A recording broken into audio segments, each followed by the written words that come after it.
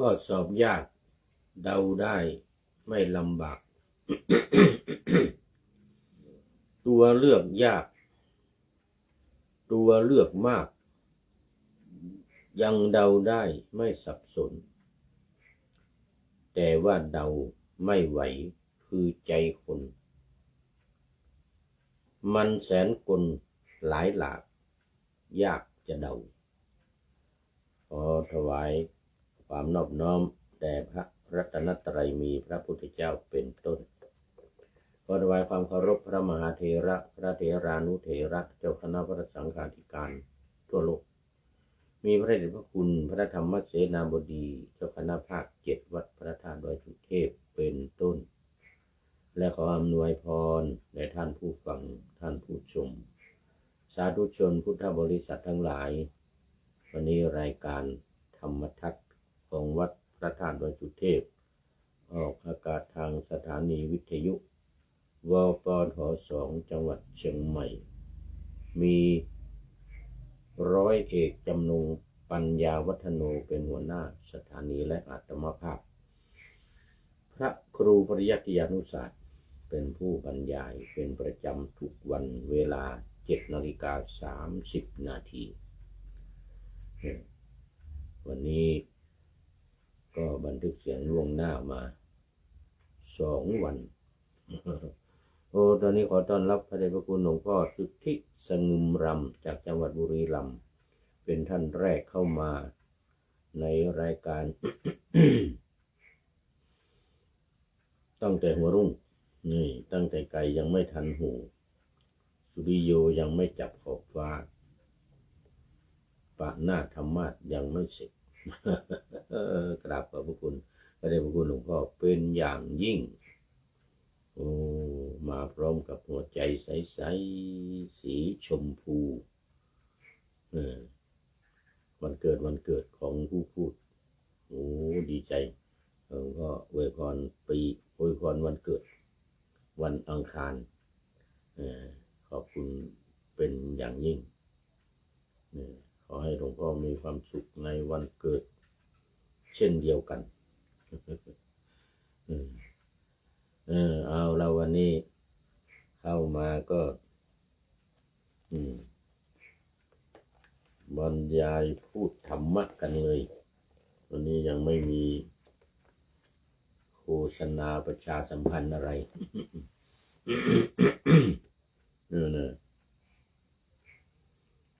แล้วก็ยังอยู่ในเรื่องเก่าเรื่องเดิม2 วันมาแล้ววันนี้เป็นวันที่3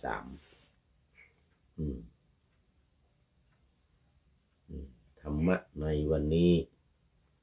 ก็คือ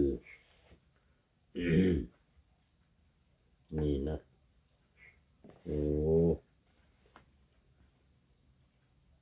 อัตถัมหิชาตัมหิสุขาสหายาอย่างนี้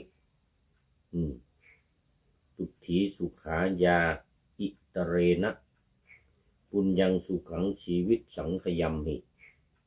สัพพัสสะทุกขัสสะสุขังปหานังสุขาเมตไตยะตาโลเกอโถเปตไตยะตาสุขา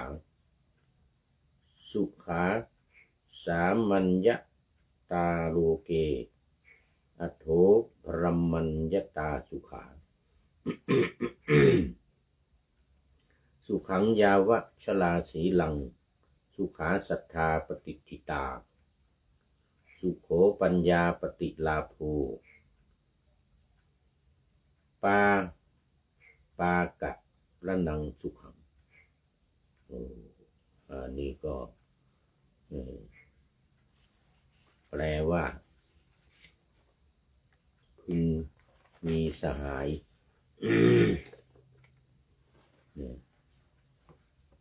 คือสหายที่ดีนำสุขมาให้เมื่อยามต้องการเกิดขึ้นสหายทั้งหลายจะนำความสุขมาให้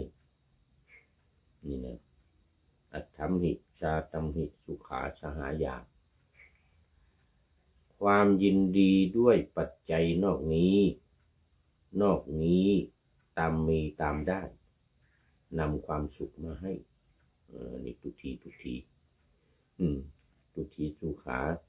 ยาอิตรีตะเรนะอิตรีตะเรนะนอกนี้ตามมีตามได้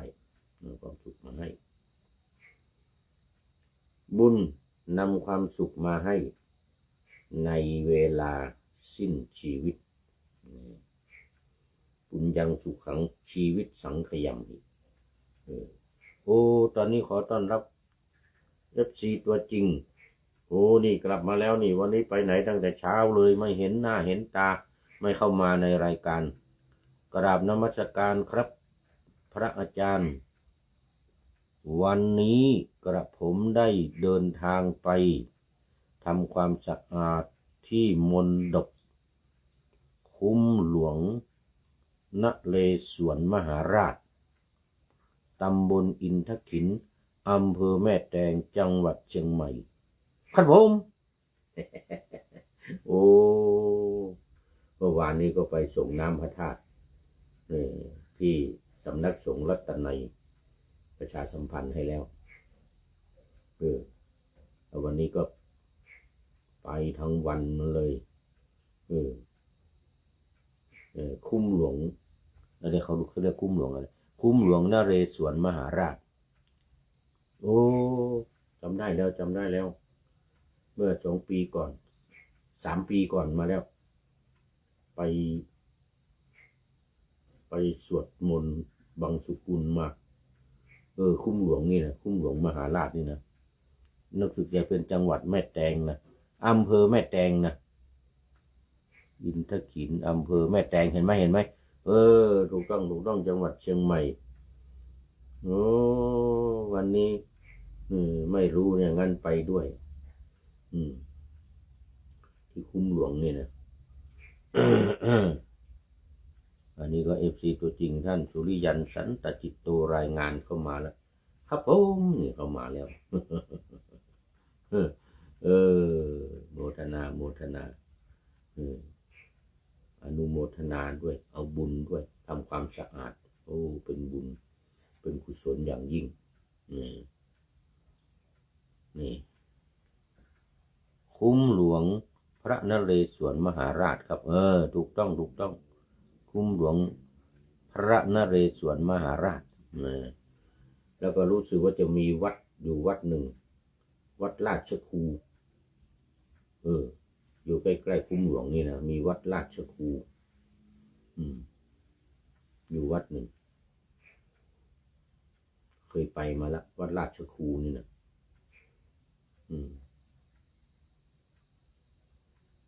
ใกล้ๆคุ้มหลวง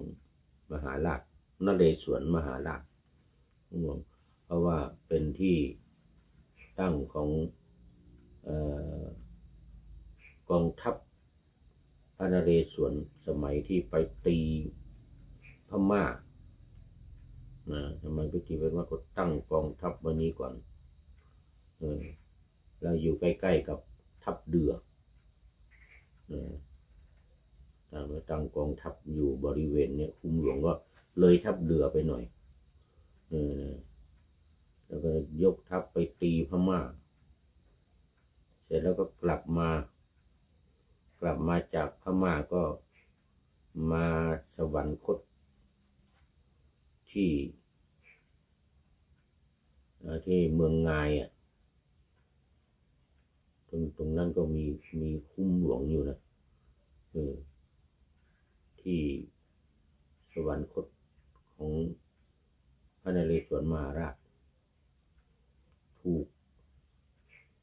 ไข้ป่ายุงกัดไข้มาลาเรียนี่แหละก็เลยเสด็จสู่สวรรคาลัยกลับมาไม่ถึงคุ้มหลวง กลับมาไม่ถึงคุ้มหลวงถึงแค่อำเภอเชียงดาวที่เมืองงายวันนี้ขากลับแวะเยี่ยมตุลุงมนเจ้าอาวาสวัดทับเดือจะแน่นอนรู้จักแม่แตง ตอนนี้อาการท่านเอ่อเริ่มเดินได้บ้างแล้วครับผมเหมือนนะโอ้หลวงพ่อเจ้าวาดวัดทับเรือทุลุงมนโอ้ดีใจดีใจท่านเริ่มเดินได้บ้างแล้วเริ่มเดินได้บ้างแล้วเดี๋ยววันหลังจะไปเยี่ยมโอ้ดีใจดีใจทุลุงมนเดินได้แล้วเริ่มเดินได้ยังเดินได้ไม่ดีเท่าไหร่ก็ถือว่าใช้ได้โมทนาขอบคุณมากละตอนนี้ก็เข้ามาสู่เนื้อหาของธรรมะที่ว่าค้างไว้ความเป็นผู้เกื้อกูลแก่มารดานำสุขมาให้ในโลกอันหนึ่งความเป็นผู้เกื้อกูลแก่บิดาก็นำสุขมาให้เหมือนกันความเป็นผู้เกื้อกูลแก่สมณะนำสุขมาให้ในโลกอันหนึ่งความเป็นผู้เกื้อกูลแก่พรหมนำความสุขมาให้พรหมนี่ก็คือพระพรหมในบ้านนะพ่อแม่เรานี่แหละบิดามารดาศีลนำความสุขมาให้ตราบเท่าชราสุขขังยาวะชราสีลังศีลนำความสุขมาให้ตราบเท่าชราศรัทธาที่ตั้งมั่นแล้วนำความสุขมาให้เนี่ยสุขาศรัทธาปฏิกิตาศรัทธาความสุขตั้งความสุขนำความสุขมาให้การได้เฉพาะซึ่งปัญญานำความสุขมาให้เห็นไหมสุโขปัญญาปฏิลาโภการได้เฉพาะซึ่งปัญญานำความสุขมาให้การไม่ทำบาปทั้งหลายนำความสุขมาให้ปากะ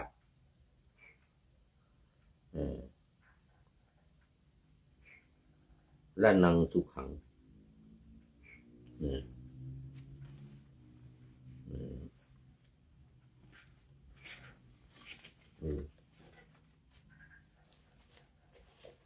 จาบาลีไปไว้ไหนจะแล้ว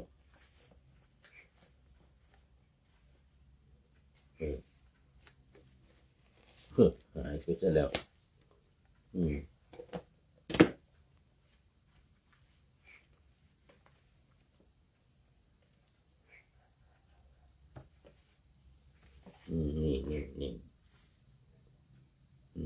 ปาปะมากะระนังสุขังปาปะมากะระนังสุขังการไม่ทำบาปทั้งหลายนำสุขมาให้นะเมื่อวานนี้ก็อธิบายมาถึงตอนที่พระผู้มีพระภาคตรัสว่านำความสุขมาให้ร่างกายแตกทำลายไปย่อมบังเกิดในสวรรค์เพราะฉะนั้นแม้ทั้งสองข้อนี้พระผู้มีพระภาคตรัสว่านำสุขมาให้สองข้อคืออะไรก็คือการเกื้อกูลแก่มารดาบิดาแล้วก็การเกื้อกูลแก่มารดาบิดาย่อมได้รับการสรรเสริญพอตายไปแล้วก็ได้ไปเกิดสวรรค์วันนี้เราก็จะมาต่ออีกว่าการปฏิบัติชอบในบรรพชิตทั้งหลายชื่อว่าสามัญญตาการปฏิบัติชอบในพระพุทธเจ้าพระปัจเจกพุทธเจ้าและพระสาวกแห่งพระพุทธเจ้าทั้งหลายผู้มีบาปอันลอยเสียแล้วเท่านั้นชื่อว่าพรหมัญญตาพรหมัญญตาเพราะฉะนั้นคำว่าพรหมเนี่ยเดี๋ยวก่อนอะโถพรหมันพรหมันยตาสุขาพรหมจริงๆแล้วเนี่ยหมายถึงพระพุทธเจ้าพระปัจเจกพุทธเจ้าพระสาวกของพระพุทธเจ้าทั้งหลายผู้มีบาปอันลอยเสียแล้วเท่านั้นชื่อว่าพรหมัญญตาเอาว่าพรหมะนี่แปลว่าลอยบาปพรหมะนี่แปลว่าลอยบาปแล้วอย่างนั้นเหมือนกับหมู่ศาสนาพร ราหมณ์มันก็มาจากคำว่าพรหมนี่แหละนี่คำว่าพราหมณ์เนี่ยเป็นผู้ลอยบาปยังไงหมู่ศาสนาพราหมณ์นี่ก็จะไปอาบน้ำที่แม่น้ำคงคาแล้วก็ลอยบาปไปแต่ในทางพุทธศาสนานี่หมายถึงการละกิเลสลอยกิเลสทั้งหลายออกจากตัวของเราไปจึงหมายถึงพระพุทธเจ้าปัจเจกพุทธเจ้าและสาวกทั้งหลายผู้บรรลุธรรมเป็นพระอรหันตสาวกของพระพุทธเจ้าทั้งหลายความเป็นคือการบำรุงพระพุทธเจ้าพระปัจเจกพุทธเจ้าและพระพุทธสาวกทั้งหลายเหล่านั้นด้วยปัจจัยสี่พระผู้มีพระภาคเจ้าตรัสแล้วแม้ด้วยบททั้งสองนั้นบททั้งสองก็คือว่าอัตโถพรหมัญญตาสุขานะทั้งสองนั้นแม้ข้อนี้พระองค์ก็ตรัสชื่อว่านำความสุขมาให้ในโลกนี้บทว่าสีลังเป็นต้นความว่าแท้จริงเครื่องอลังการทั้งหลายมีแก้วมณีตุ้มหูและผ้าแดงเป็นต้นย่อมงดงามสำหรับเหล่าชนผู้ตั้งอยู่แล้วในวัยนั้นๆเท่านั้นเครื่องอลังการของคนหนุ่มจะงดงามในการแก่หรือเครื่องอลังการของคนแก่จะงดงามในการหนุ่มก็หาไม่ได้คือมันตามวัยใครวัยมันพวกแก้วมณีพวกตุ้มหูพวกเสื้อผ้าได้ต่างๆเนี่ยถ้าเป็นคนเฒ่าคนแก่ก็จะไปอีกอย่างหนึ่งคนหนุ่มคนสาวก็ไปอีกอย่างหนึ่งอันหนึ่งเครื่องอลังการที่ตกแต่งไม่ถูกการนี้ย่อมก่อให้เกิดความเสียหายถ่ายเดียวเพราะให้การครหาบังเกิดขึ้นว่าคนนั่นชะลอยจะเป็นบ้าสมมติว่าคนแก่ไปแต่งตัวเหมือนกับคนหนุ่มคนสาวนี้นะหรือคนหนุ่มคนสาวเอาเครื่องประดับหรือเอานุ่งห่มเสื้อผ้าเหมือนคนแก่หรือเขาเรียกว่าผิดเวลาส่วนศีลมีศีล5และศีล10ศีล8เป็นต้นเป็นประเภทย่อมงดงามในทุกวัยตั้งแต่คนหนุ่มทั้งแก่คนแก่ทีเดียวย่อมนำมาแต่ความโสมนัสถ่ายเดียวเพราะให้ความสรรเสริญบังเกิดขึ้นว่าแม้ท่านผู้นี้มีศีลหนอเพราะฉะนั้นพระผู้มีพระภาคเจ้าจึงตรัสว่าสุขังยาวะชราสีลังคือศีลเนี่ยจะนำความสุขมาให้แก่คนตั้งแต่เยาว์วัยไปจนถึงแก่เฒ่าชราสองบทว่าศรัทธาปฏิจิตตาความว่าศรัทธาที่เป็นโลกิยะและโลกุตระแม้ทั้งสองอย่างเป็นคุณชาติไม่หวั่นไหวตั้งมั่นแล้วเที่ยวนำความสุขมาให้นี่คือศรัทธานะโลกิยะศรัทธาและโลกุตระศรัทธา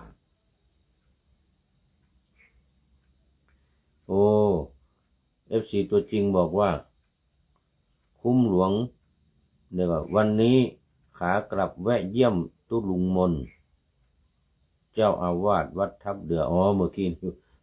นี้ว่าไปแล้วมันขยับเราเนี่ยนึกว่ามาใหม่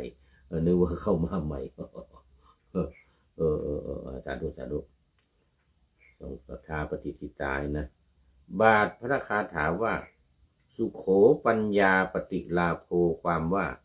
การได้เฉพาะปัญญาแม้ที่เป็นโลกิยะและโลกุตระนำความสุขมาให้ปัญญาก็มีสองอย่างนะทั้งที่เป็นโลกิยะความรู้วิชาการอะไรต่างๆทางโลกส่วนปัญญาทางธรรมนี่เขาเรียกว่าญาณการรู้ธรรมะขั้นสูงบรรลุธรรมเป็นโสดาบันสกทาคามีอนาคามีนะ เราเรียกว่าปัญญาญาณทั้งสองอย่างนี้นำสุขมาให้ทั้งนั้นสองบทว่าปาปานังอาการนังความว่าอันหนึ่งการไม่กระทำบาปทั้งหลายด้วยอำนาจแห่งเสตุคาตวิรัตคือการฆ่าเสตุคาตวิรัตด้วยสามารถแห่งวิรัตเครื่องฆ่าซึ่งบาปประทำนับเนื่องแล้วในอริยมรรคชื่อว่าเสตุปกติเสตุแปลว่าสะพานแปลเป็นกาแปลเป็นภาวะสาธารณะก็ได้ว่างั้นนะเสตุคาตวิรัตนำความสุขมาให้ในโลกนี้ในการจบพระธรรมเทศนานี่ธรรมาภิสมัยก็เกิดแก่เทวดาเป็นอันมากดังนี้แลว่านะนี่เป็นเรื่องของมารที่เข้ามารังควานเรื่องประกอบเรื่องของมารนี่ยังไม่ได้พูดให้ฟังแต่ว่าตอนนี้เราพูดถึงเรื่องของธรรมะก่อนเดี๋ยวดูเวลาอยู่ที่ไหนหนอแลเขียนเวลาไว้ที่ไหนซะแล้วเนี่ย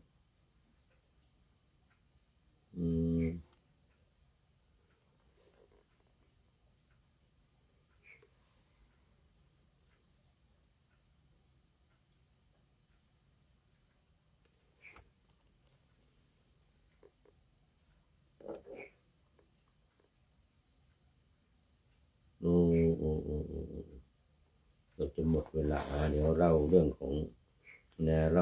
งมารนี่สักหน่อยมารนี่นะมารนี่ก็เข้าไปเฝ้าพระพุทธเจ้าจะชักชวนพระพุทธเจ้าให้กลับไปครองราชสมบัติเป็นพระเจ้าแผ่นดินมารนี่นะพระพุทธองค์ก็เลยตรัสเรื่องศีลเรื่องธรรมเรื่องทานเรื่องอะไรต่างๆนี่คือในการที่พระพุทธเจ้าประทับอยู่ที่กุฏีซึ่งตั้งอยู่ในป่าที่ข้างป่าหิมพานต์ทรงปรารภมารตรัสพระธรรมเทศนานี้ว่าอัตถัมหิเป็นต้นอัตถัมหิชาตัมหินะสุขาสหายานะเป็นต้นก็ใจความก็คือว่าในครั้งนั้นพระราชาทั้งหลายทรงครอบครองราชสมบัติเบียดเบียนเหล่ามนุษย์ครั้งนั้นพระผู้มีพระภาคเจ้าทอดพระเนตรเห็นมนุษย์ทั้งหลายถูกเบียดเบียนด้วยการลงอาญาบ้างในรัชสมัยของพระราชาผู้ไม่ได้ตั้งอยู่ในธรรมทรงดำริด้วยสามารถแห่งความกรุณาอย่างนี้ว่าเราอาจเพื่อจะครอบครองราชสมบัติโดยธรรมไม่เบียดเบียนเองไม่ให้ผู้อื่นเบียดเบียนไม่ชนะเองไม่ให้ผู้อื่นชนะไม่เศร้าโศกเองไม่ให้ผู้อื่นเศร้าโศกหรือเนาะอันนี้ทรงดำริพระพุทธองค์ทรงดำริเพราะว่าพระองค์ไม่ได้เป็นพระราชาไม่ได้ครองราชสมบัติแต่ถ้าสมมติว่าตัวเองในครองราชสมบัติเนี่ยจะให้ประชาชนคนละเมืองมีความสุขไม่เหมือนกับพระราชาที่ไม่ตั้งอยู่ในธรรมนี้ได้หรือไม่เนาะเป็นพระดำริเกิดขึ้นคราวนี้มารผู้มีบาปนี่นะได้รู้วาระจิตของพระพุทธเจ้าทรงคิดทรงดำริทราบปริวิตกข้อนั้นของพระผู้มีพระภาคจึงดำริว่าสมณะโคดม ทรงดำริว่าเราอาจเพื่อครอบครองราชสมบัติหรือหนอวันนี้พระสมณโคดมนั้นจะเป็นผู้ที่ใคร่เพื่อจะครอบครองสมบัติตีความหมายไปนู่นเลยก็ชื่อว่าราชสมบัตินี้เป็นที่ตั้งแห่งความประมาทเมื่อพระสมณโคดมครอบครองราชสมบัติอยู่นะก็จะเป็นโอกาสเป็นเวลาที่ให้เราได้โอกาสในการที่จะทำครอบครองครอบงำพระพุทธเจ้าได้เราเนี่ยจะไปแล้วก็จะยังพระอุตสาหะให้เกิดขึ้นแก่พระองค์คือให้พระองค์เนี่ยลาสิกขาแล้วก็ออกมาครองราชสมบัติเป็นพระเจ้าแผ่นดิน แล้วเข้าไปเฝ้าพระศาสดากราบทูลว่าข้าแต่พระองค์ผู้เจริญขอพระผู้มีพระภาคเจ้าจงทรงครอบครองราชสมบัติขอพระสุคตเจ้าจงทรงครองราชสมบัติโดยธรรมไม่เบียดเบียนเองไม่ให้ผู้อื่นเบียดเบียนไม่ชนะเองไม่ให้ผู้อื่นชนะไม่เศร้าโศกเองไม่ให้ผู้อื่นเศร้าโศกนี่เป็นความคิดของมารผู้มีบาปแต่ว่าพระพุทธองค์ก็จะได้ตรัสแล้วก็แสดงธรรมให้มารฟังแต่วันนี้หมดเวลาหมดเวลาเสียแล้วเอาไว้วันอีกวันหนึ่งคิดว่าอีกวันหนึ่งจะจบในเรื่องของมารนี่นะแล้วตรงนี้เอาไว้แค่นี้ก่อนFC ตัวจริงท่านสุริยันคำปาก็เข้ามาเป็นท่านสุดท้ายในรายการวันนี้โมทนาเป็นอย่างนี้นะแล้วก็หลายๆท่านที่เข้ามาแล้วผ่านไปแล้วด้วยโมทนาคราวนี้มาดูข้อคิดท้ายรายการหน่อยวันนี้ได้จากผู้ใดน้องใดสถานีธรรมนี่ได้จากสถานีธรรมให้ข้อคิดท้ายรายการไว้ว่าข้อสอบยากเดาได้ไม่ลำบากตัวเลือกมากยังเดาได้ไม่สับสนเหมือนกันข้อสอบเวลาไปสอบที่นั่นที่นี่นะแต่ว่าเดาไม่ไหวคือใจคนมันแสนกฎหลายหลากยากจะเดามันมาเข้าเรื่องของมารนี่พอดีเลยมารเนี่ยรู้ความปริวิตกของพระวิภาคเดาใจคือเดาใจของพระพุทธเจ้าเดาว่าพระพุทธเจ้านี่คงอยากจะครองราชสมบัติอย่างนี้นะมารนี่นะมารผู้มีบาปเลยนะเพราะวันนั้นวันนี้ข้อคิดนี้จึงบอกว่าถ้าเป็นข้อสอบเป็นอะไรทั้งหลายเนี่ยมันเดาได้มันไม่ยากแล้วแต่เดาใจคนเนี่ยนะดูมาเนี่ยรู้ใจคนนี่มันเดายากนี่มันยากที่จะเดาได้เหมือนกับมารเนี่ยเดาไม่ถูกกับเดาผิดขอบคุณสถานีธรรมไว้นะที่นี้เป็นอย่างยิ่งขอนำรายการธรรมะทัดไปก่อนแล้วจะย้อนมาใหม่ในวันหลังเพื่อให้ท่านทั้งหลายได้รับฟังพระธรรมเทศนังเหมือนดังเดิมเป็นธรรมะในพระไตรปิฎก3ธรรมบทอันงดงามบรรยายเสริมอธิบายใจความเหมาะมาต่อเติมยกนิทานดั้งเดิมเสริมบทธรรมขอทุกท่านมีความสุขทุกคืนวันนำธรรมะประกอบการงานทั้งหลายเดี๋ยวขอท่านมีความสุขกายสบายใจปรารถนาสิ่งใดอันเลิศล้ำจงเพิ่มพูนตามบุญงามและตามกรรมท ที่ได้บำเพ็ญไว้ทุกประการ